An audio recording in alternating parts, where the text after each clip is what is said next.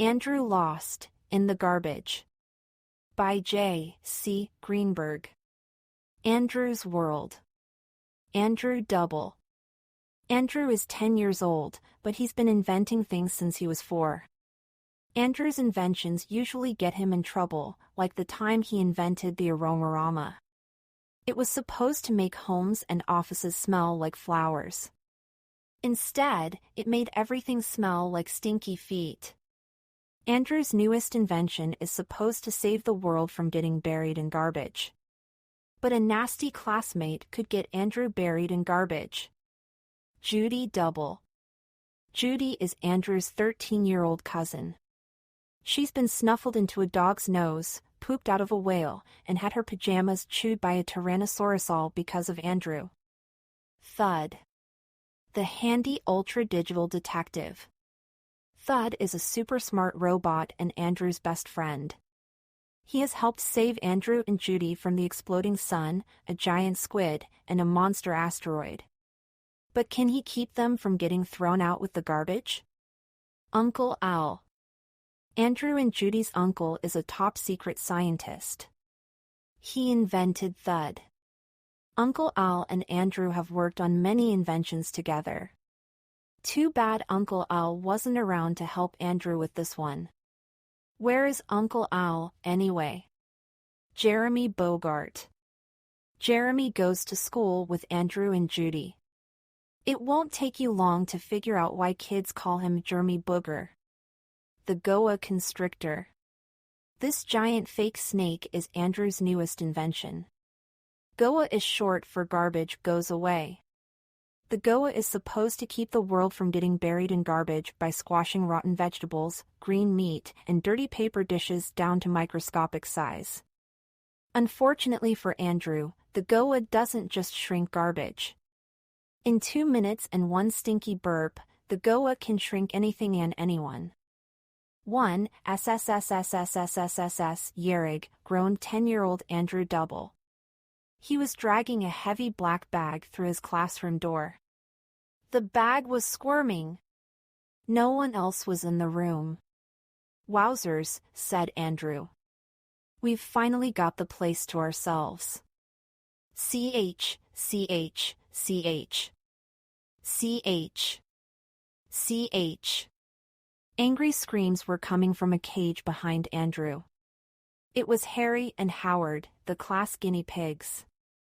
Andrew felt a poke inside his shirt pocket. Meep.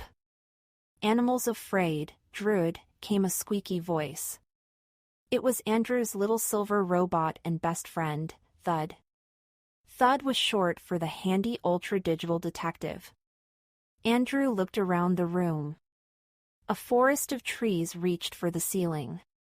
Plants with giant leaves pressed against the windows. Plastic hamster trails zigzagged through it all. A shelf at the back held roomy cages for mice and guinea pigs. A hairy tarantula spider the size of Andrew's hand lived in a sandy aquarium tank. Don't worry, Thud, said Andrew. Teal make sure the Goa Constrictor eats just the garbage. Andrew checked the clock on the wall. The cafeteria ladies said they would bring the garbage at 3 o'clock, he said.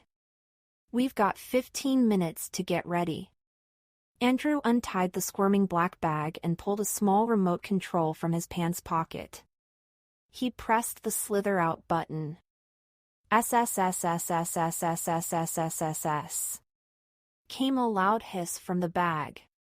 A giant brown snake head poked out. It had blinking red lights for eyes. A thin black tongue flicked from its mouth. The huge snake slipped out of the bag. Its body was brown and yellow. It was as thick as a wastebasket and as long as a ladder. Andrew beamed. Wowzers schnauzers! Isn't the Goa beautiful? Yoop! Yoop! Yoop, said Thud. But gotta be careful, Druid. Remember atom sucker. Not long ago, Andrew had invented the atom sucker. It shrunk things by sucking the empty space out of atoms. Andrew accidentally shrunk himself so small that he got snuffled into the nose of a dog, flushed down a toilet, and almost eaten by a nasty neighbor. Andrew laughed. "I'll never forget that," he said. "Andrew," came a voice from the hall. It was Judy, Andrew's 13-year-old cousin.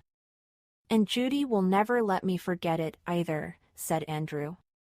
The atom sucker had shrunk Judy, too. "Cheese Louise!" Judy yelled as she backed away from the doorway. "What is that?" "It's my entry for the Young Inventors Contest," said Andrew. "It's called the Goa Constrictor. Goa stands for garbage goes away." "Then you should call it the GA Constrictor," said Judy. "That's the right way to make a name from initials, bug brain." "It's my invention," said Andrew, "so I get to invent its name, too." Wait till you see the Goa in action. It swallows a giant pile of garbage, then it squeezes the empty space out of the atoms and makes the garbage super small. "I'll show you." Suddenly the Goa Constrictor raised its head. Its tongue flicked faster. "Meep." "Goa Constrictor smells stuff with tongue," said Thud. Goa Constrictor got little pits on side of face that feel heat. When garbage get rotty, garbage get warm. Goa find it. SSSSSSSSSSS. The Goa Constrictor, red eyes blinking faster, slithered toward Judy. "Ack!" yelled Judy, backing away. "Does it think I'm garbage or something?" Andrew shrugged. "I don't know," he said as the Goa Constrictor zigzagged toward the door. "But it sure does smell something funny." "Too, Jeremy Booger." "Whoop-de-doo," hooted a tall boy in the doorway. "It's Dandy Andy's garbage gobbler." The Goa Constrictor quickly twisted itself around the boy's legs. "Hey, Jeremy," Andrew said to the boy. He clicked the off button on the remote. The Goa Constrictor lay still. The tall boy shook his black hair away from his eyes. "You're beginning to talk like that tin can in your pocket, Andy." Judy crossed her arms over her chest and frowned. "Stuff a sock in it, Jeremy Bogart," she said. "If you didn't annoy everyone all the time, kids wouldn't call you Jeremy Booger." "That's so unkind," said Jeremy. "I'm a really nice kid. I've even done something nice for little Andy." Jeremy stepped into the hall and came back dragging 2 bulging garbage bags. The sweet-sour smell of garbage filled the room. "See how nice I am," said Jeremy. "I helped the cafeteria ladies by delivering these bags." "Be prepared to be amazed, Jeremy," said Andrew, pressing a button on the remote. The Goa Constrictor raised its head and opened its jaws wide enough to swallow a toaster. The jaws opened wider and wider, wide enough to swallow an oven. "Meep." "Snakes got special jaws," said Thud. "Bottom jaw come apart from top jaw. Can open mouth wide, wide, wide." Andrew dragged one of the garbage bags close to the Goa Constrictor's mouth. "The Goa will make this garbage super small." "Ooh-hoo," said Jeremy. "A really creepy garbage gobbler. Everybody will want one." "Listen, Jeremy," said Andrew, looking Jeremy in the eye. "Every person including you makes 5 pounds of garbage every day. That's 35 pounds every week. That's more than 1,800 pounds every year for every person. We need to make less garbage before we get buried in it. But until we figure out how to do that, the Goa can make garbage smaller." Andrew lifted the garbage bag. He poured a mess of half-eaten hot dogs, brown banana chunks, rotten grapes, chewed French fries, and ketchup-covered paper napkins into the Goa's mouth. The Goa's bottom jaw moved in and out, dragging the garbage in fast. When it sucked down the last potato peel, the Goa slowly closed its jaws. SSSSSSSSSSSS. A giant beach ball-sized bulge appeared behind the Goa's head and moved slowly through its body. SSSSSSSSSSSS. The hiss sounded like a bucket of water hitting a bonfire. Suddenly the Goa's mouth snapped open. Out swirled a rainbow-colored tornado that smelled like 1,000 rotten eggs. 3. No excuses. Ack! Ack, coughed Judy. Yerf, hollered Jeremy, pinching his nose with his fingers. Andrew held his breath. The tornado swirled toward the ceiling and vanished. The smell disappeared. And the bulge in the middle of the Goa constrictor was gone. Now the Goa's tail was twitching so fast that it seemed to disappear. As soon as the tail was still, Andrew lifted it. Super duper pooper scooper, he shouted. Look! Beneath the tail was a tiny pile of colored specks.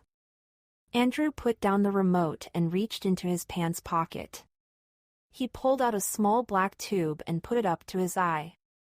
Woofers, he said. The Goa really did shrink the garbage. Apple cores and paper cups are smaller than grains of sand. Some stuff is so small I can't even see it with my telemag. Give me that thing, said Jeremy, kneeling down on the floor. He grabbed the telemag out of Andrew's hand, put it up to his eye, and looked at the tiny pile. It's just a big blur, he said. That's because you're holding the telemag the wrong way, said Andrew. One end is a telescope and the other end is a microscope. Jeremy turned the tube around and examined the specks. Okay. It's teensy-weensy garbage, he said. Who cares? Andrew grabbed back the telemag and picked up the remote. So where's your invention, Jeremy? He asked. Right here, said Jeremy, getting to his feet. He reached into his pants pocket and pulled out what looked like a black ping-pong ball. Humph, said Judy, frowning. Just what the world is waiting for, a smooth golf ball. One that's really hard to find. Jeremy shook his head. You wouldn't recognize a genius idea if it landed on your brain, he said. This is the excuse-o-matic. The world is waiting for this. Jeremy clicked a silver button at the top of the black ball. I didn't do my homework, he said slowly. The ball hummed softly. It began to spin in Jeremy's palm. My little brother ate my homework, whined a small voice from the whirling ball. I got food poisoning and threw up all night. A robber broke into our house and took everything, even my homework. Jeremy clicked the silver button again and the excuse-o-matic was quiet. See, said Jeremy. It works for every situation, being late, losing stuff, anything. Everybody needs good excuses. Lies, you mean, said Judy. Jeremy smiled. Just other ways of looking at things, he said. Even Dandy Andy will love this. Catch! He tossed the excuse-o-matic to Andrew. The excuse-o-matic knocked the remote control out of Andrew's hand. It fell to the floor. The red eyes of the Goa constrictor blinked fast. It opened its jaws, scooped up the excuse-o-matic and the remote, and snapped its jaws shut. Get my excuse-o-matic back, yelled Jeremy. Or else I'll say you stole it. You'll get arrested. No way, said Judy. Judy threw herself on the Goa constrictor, grabbed its top jaw, and pulled. Andrew flopped down in front of the Goa, got a grip on its bottom jaw, and looked inside. See anything? asked Judy. Not yet, said Andrew. He snapped his mini flashlight off his belt loop and clicked it on. Can you pull the mouth open a little wider? Uff, groaned Judy, pulling harder. I can't hold this jaw open much longer. Andrew pushed his head and then his shoulders into the Goa's mouth. Oof, exclaimed Judy as the top jaw snapped out of her grip. It clomped down on Andrew. dot. The bottom jaw was moving in and out. It was pulling Andrew inside like a conveyor belt. Oh, said Andrew. He was inside the goa up to his chest. Andrew could hear Jeremy laughing. Jeremy Booger, this is all your fault, said Judy. Get over here and grab one of Andrew's legs. Boo-hoo, hooted Jeremy, walking out the door.